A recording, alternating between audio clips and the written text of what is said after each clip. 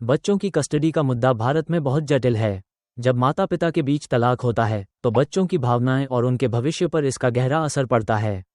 Bombay high court ने हाल ही में इस पर कुछ महत्वपूर्ण टिप्पणियां की हैं। उन्होंने कहा है कि बच्चों के लिए दोनों माता पिता के साथ भावनात्मक बंधन बहुत जरूरी है। आजकल तलाक की दरें बढ़ रही हैं और इसके साथ ही कस्टडी के मामलों में भी वृद्धि हो रही है।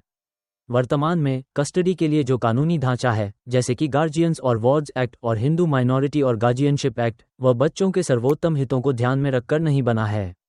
क्या हमें साझा कस्टडी को सामान्य मान लेना चाहिए? मेरा मानना है कि यह एक महत्वपूर्ण बदलाव होगा।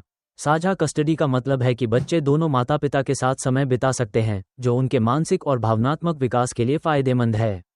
यह जरूरी है कि कस्टडी के मामलों में माता पिता के बीच समानता हो। कई बार कस्टडी की लड़ाई बच्चों के लिए बहुत दर्दनाक होती है।